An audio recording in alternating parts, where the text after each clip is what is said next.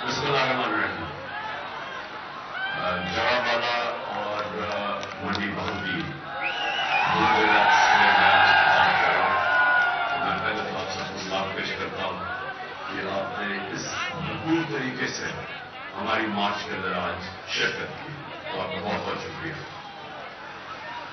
آج میں سب سے پہلے تو آپ سے جس چیز کی بات کرنا چاہتا ہوں وہ جو کہ آج ہمارے پارلیمنٹیرینز اور ہمارے سینیٹرز آج انہوں نے سپریم کورٹ کو پٹیشن کی ہے کہ اعظم سواتی کا جو ایشو ہے اس کا سنا جائے، جو اعظم سواتی سے زیادتی ہوئی، جو تشدد ہوا اور جو پھر وہ ٹیپ بھیجی گئی اس کے گھر پہ، جو کہ ہم سب کے لیے شرمندگی کا باعث ہے اس قوم کے لیے، اور پھر ارشد شریف کا جو اس کو قتل کیا گیا، جو اس کو اسیسینیٹ کیا گیا، شہید کیا گیا، اس کے اوپر، اور پھر میرا جو وزیر آباد پہ میرے اوپر جو قاتلانہ حملہ ہوا، اور میں ایک پرائم منسٹر اپنی ایف آئی آر رجسٹر نہیں کر سکتا اور کوئی اور ایف آئی آر دی، اور پولیس نے میری ایف آئی آر رجسٹر نہیں کی جبکہ پنجاب میں ہماری حکومت ہے.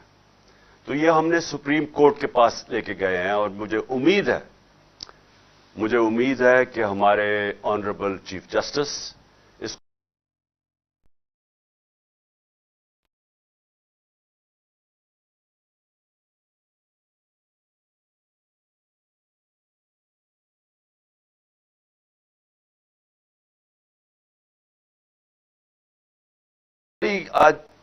آج کل سوشل میڈیا کا زمانہ ہے، ساری دنیا کی انفارمیشن ہمارے پاس آ جاتی ہے.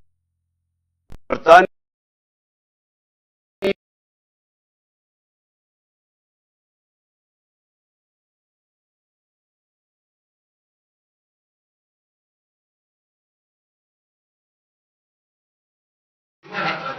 اس کے اوپر انہوں نے فائن کر کے 1.5 کروڑ روپے کا، اور ان سے کہا کہ پرائم منسٹر ہو یا نو ہمیں نہیں فرق پڑتا، قانون کے سامنے سب ایک برابر ہیں. جو ان کا وزیر اعظم تھا برطانیہ کا، جو پچھلا وزیر اعظم جو تھا، آپ کو پتا ہے کہ اس کو کیوں نکالا گیا؟ وہ بھاری اکثریت سے جیتا تھا، اس کو صرف اس لیے نکالا گیا اس نے لوگوں کے لیے بنایا ہوا تھا. کورونا کے دور میں وہ اس نے اپنے اوپر لاگو نہیں کیا.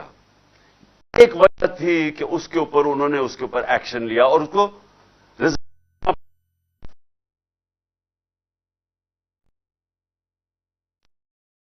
کیونکہ قانون کی حکمرانی ہے. انگریزی میں قانون کی حکمرانی کو کہتے ہیں rule of law. Rule of law میں جو میں میری جو تحریک 26 سال پہلے میں نے شروع کی تھی، انصاف کی تحریک، یہ قانون کی بالادستی کی تحریک ہے، انصاف کی تحریک ہے. اور یہ اس لیے نہیں، لوگ میرے سے کہتے جی آپ کا معاشی ایجنڈا کیا ہے؟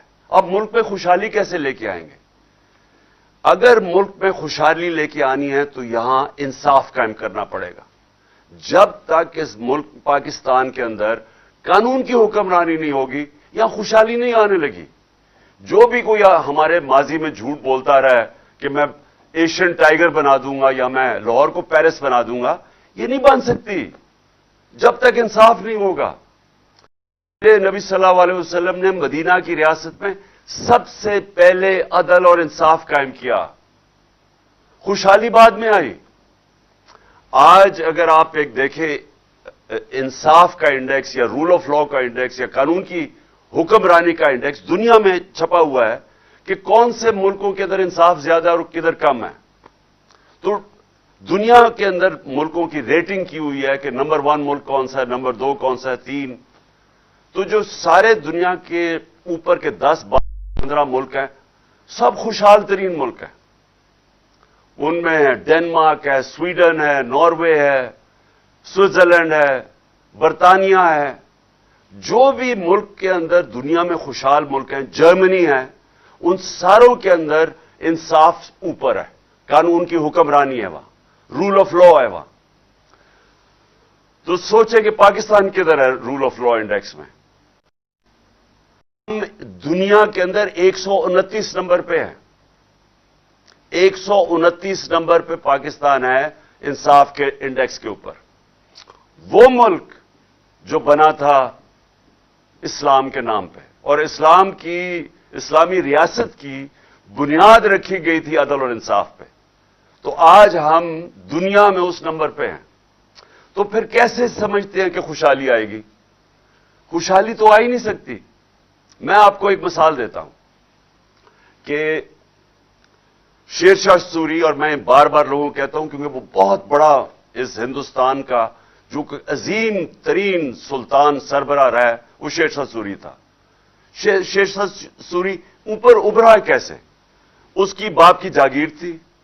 उसने बिहार के अंदर जो बाप की जागीर थी, उसके अंदर सबसे पहले बड़े बड़े डाकुओं का मुकाबला किया। सारे जो कानून तोड़ने वाले ताकतवर थे, उनको उसने मुकाबला करके या वो बाहर भाग गए और या कानून के नीचे ले आया।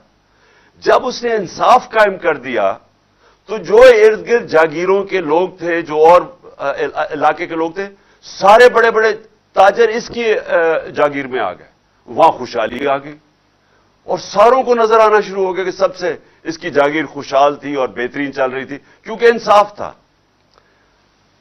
पाकिस्तान के अंदर हमारा ये जो स्ट्रगल है, जो आज हमारे पार्लियामेंटेरियंस, सेनेटर्स जो आज सुप्रीम कोर्ट से पिटीशन कर रहे हैं, ये हमारी तहरीक इंसाफ की है।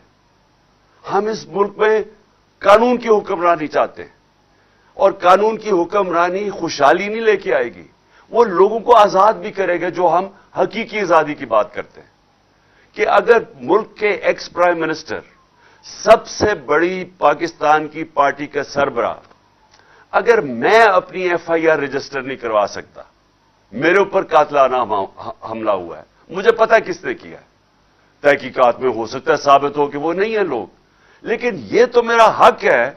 आइन मुझे यह हक देता है कि मैं उनकी निशानदेही करूं और उनकी इन्वेस्टिगेशन करवाऊं।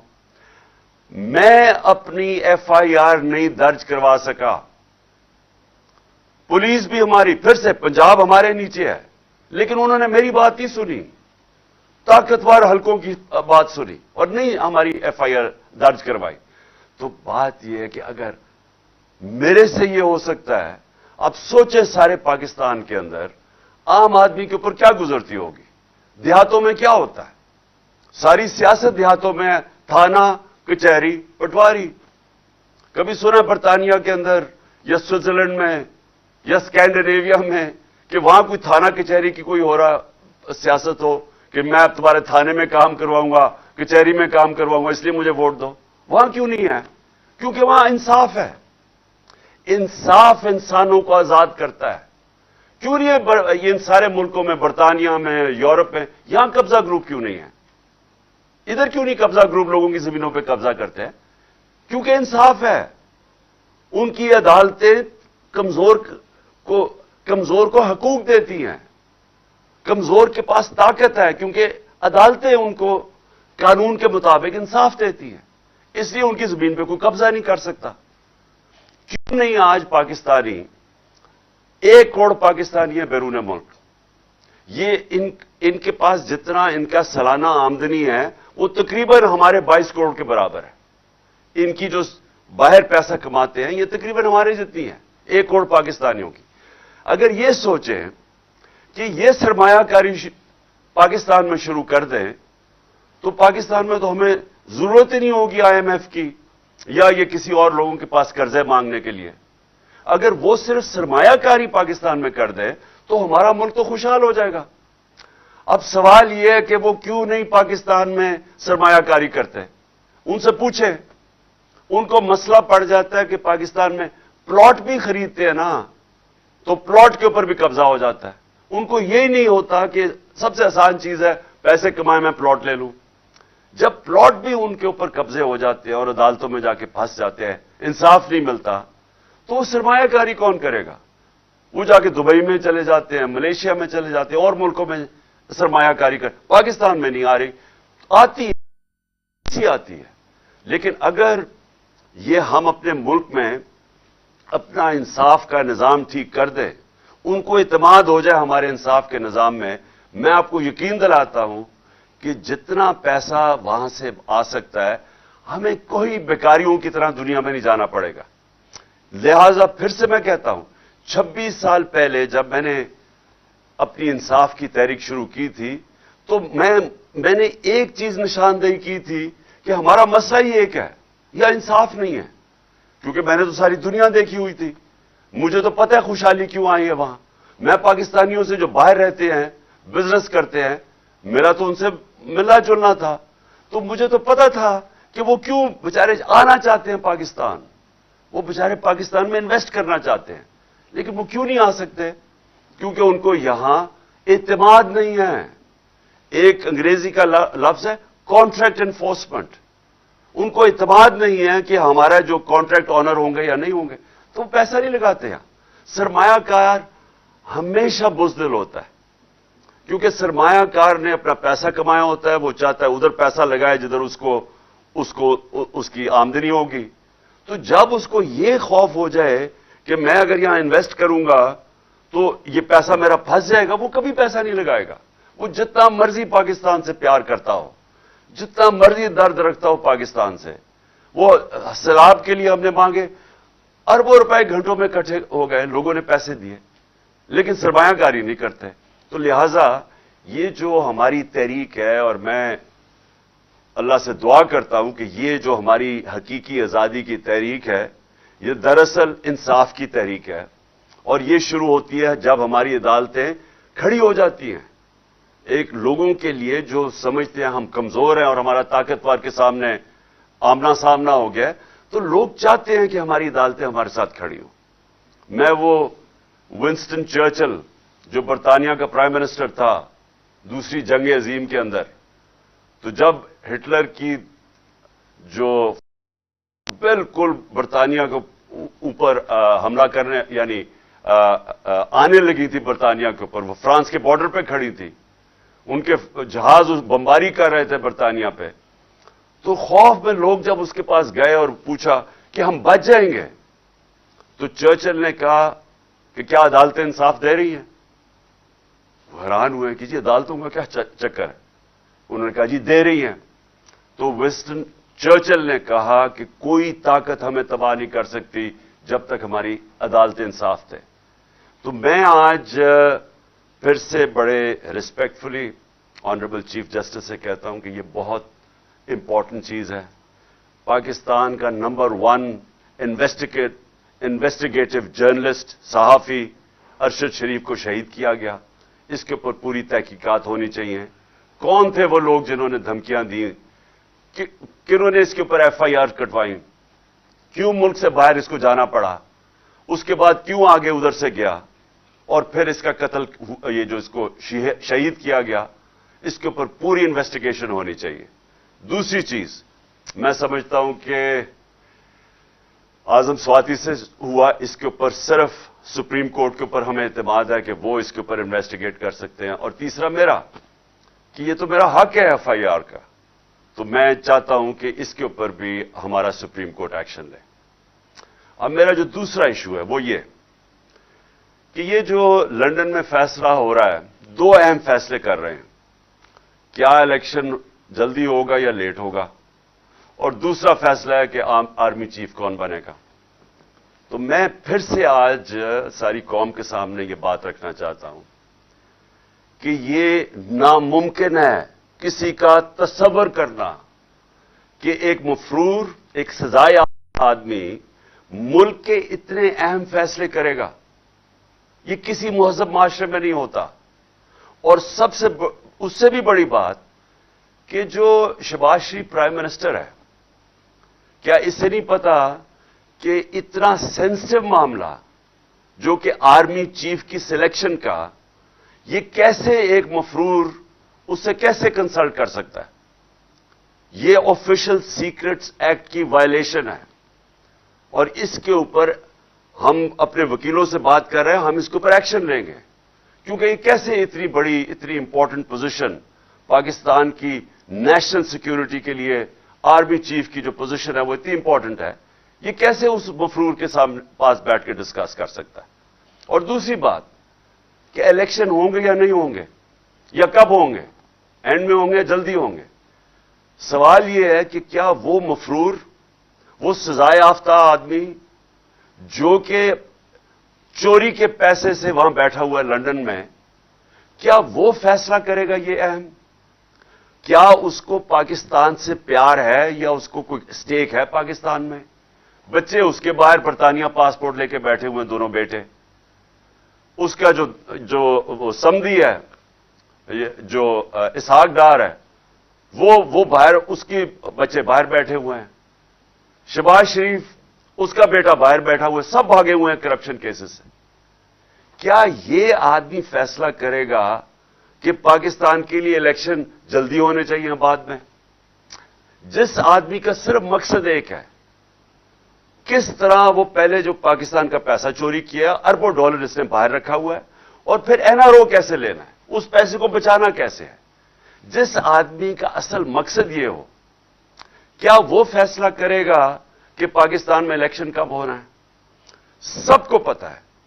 کوئی بھی معیشت کے ماہرین سے آج آپ پوچھ لیں کہ جس دلدل میں پاکستان گرتا جا رہا ہے، جو اس وقت پاکستان کے حالات ہیں، جو معاشی حالات ہیں، جو مہنگائی ہے، جو بے روزگاری ہے، جو انڈسٹری بند ہو رہی ہے، جو ہماری ریمیٹنسز گر رہی ہیں، ایکسپورٹس گر رہی ہیں، آمدنی کم ہو رہی ہے، جو ہمارے کسانوں کا آج حال ہے، ہر چیز نیچے جا رہی ہے.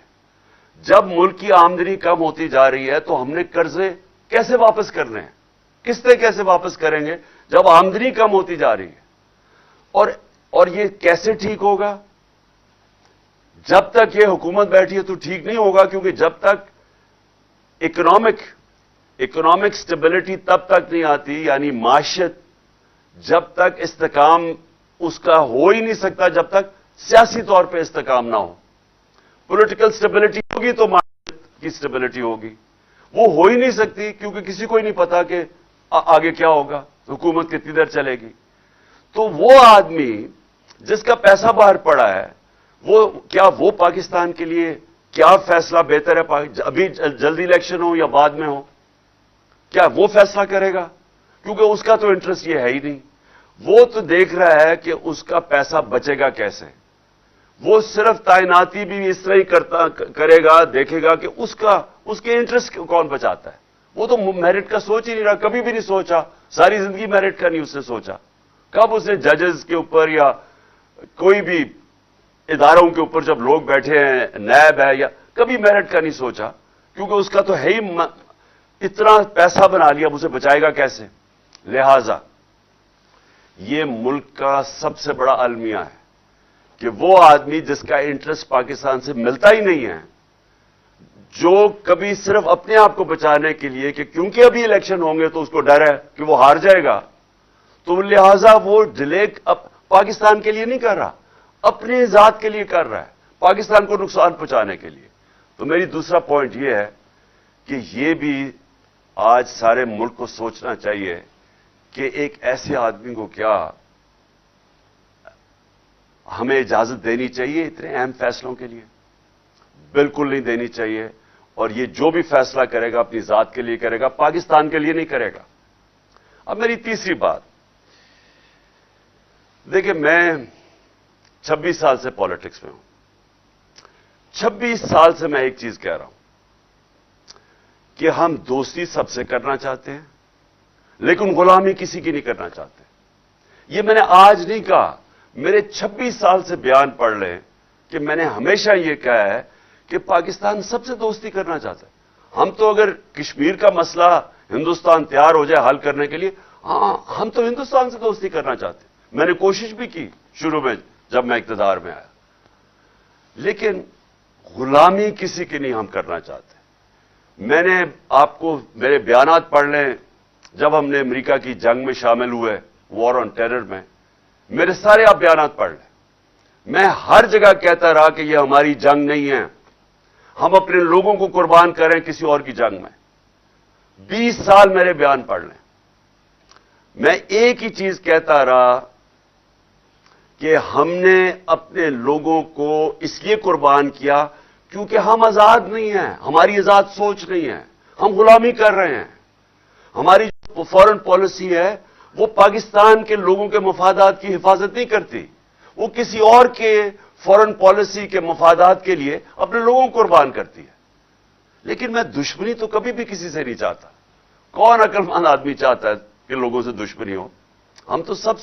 ہم چین سے اچھے تعلقات چاہتے ہیں, ہم روس سے اچھے چاہتے ہیں, ہم امریکہ سے چاہتے ہیں, ہم سب سے چاہتے ہیں. غلامی کسی کی نہیں چاہتے. یہ کوئی میرا انٹرویو 26 سال میں بتا دے کہ میں نے اس کے علاوہ کوئی بات کی ہو. حیرت مجھے یہ ہے کہ یہاں ایک پروپیگنڈا سیل بیٹھا ہوا ہے اور وہ وہاں سے بیٹھ کے فیڈ کرتا ہے صحافیوں کو, جو ان کے پاکٹ صحافی ہیں, یعنی ان کے بغل بچے ہیں. ان کو باقاعدہ بتایا جاتا ہے اور وہ جو بھی میں باہر انٹرویو دیتا ہوں اس میں سے چیزیں چنتے ہیں, پھر ان چیزوں کو اٹھاتے ہیں اور مطلب کچھ اور نکال دیتے ہیں. یہ بھی آج نوبت آنی تھی کہ 2 صحافی ان کو بیان دینا پڑا کہ ہمارے بیانوں کو غلط پیش کیا جا رہا ہے, یعنی میرے انٹرویو کو غلط پیش کیا جا رہا ہے. انہوں نے کہا ہے, اور وہ غلط اس لیے کر رہے ہیں کہ یہاں پورا پروپیگنڈا سیل بیٹھا ہوا ہے. وہ ساری کوشش کر رہے ہیں کہ کسی طرح یہ ثابت کریں کہ عمران خان نے کچھ کہا تھا تو کچھ اور ہو گیا. میں نے جو سائفر ہے نیشنل سیکورٹی کاؤنسل میں رکھا ہوا ہے, پارلیمنٹ میں رکھا ہے, صدر نے چیف جسٹس آف پاکستان کو بھجوایا ہے, کیبنٹ کے اندر رکھا ہے. جو اسد مجید جو ایمبیسڈر تھے واشنگٹن میں, جس کی ڈونلڈ لو سے بات ہوئی, انہوں نے شہباز شریف کے دور میں نیشنل سیکورٹی کاؤنسل میں بیٹھ کے کہا سائفر کا کہ بالکل وہ جو میں کہہ رہا تھا وہ باتیں ڈونلڈ لو نے صحیح دھمکیاں دی اس کو کہ عمران خان کو ہٹاؤ. اس میں تو کوئی شک ہی نہیں ہے, کیونکہ اس دوسری سیکورٹی کاؤنسل جو بیٹھی تھی شہباز شریف کے نیچے, اس نے بھی تائید کی ہے کہ ہاں انہوں نے غلط کیا ہے, انہوں نے مداخلت کی ہے. تو اس میں ایشو کیا رہ گیا؟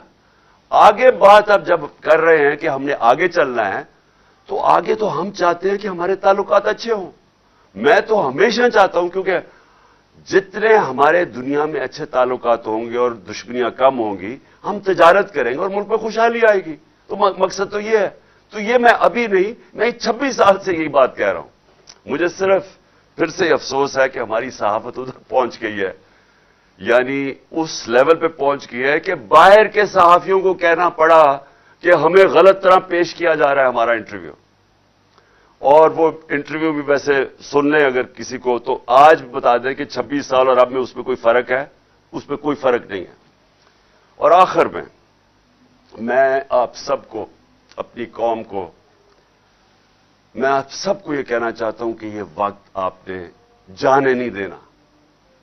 کبھی کبھی قوموں کی زندگیوں میں پھر سے کہتا ہوں, ایسا وقت آ جاتا ہے قوم اس موڑ پہ کھڑی ہو جاتی ہے کہ اگر وہ صحیح فیصلہ کر لے بحیثیت قوم, تو وہ اپنی تقدیر بدل سکتی ہے.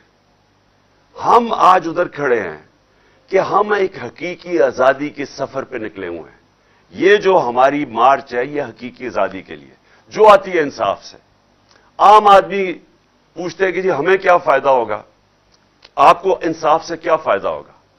انصاف سے آپ کو حقوق ملیں گے, حقوق آپ کو آزاد کریں گے.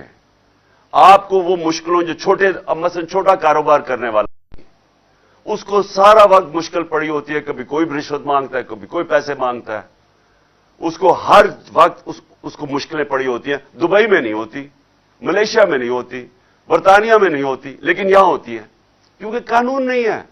ہم 129 نمبر پہ انصاف کے, رول آف لا کے انڈیکس میں 129 پہ ہیں پاکستان.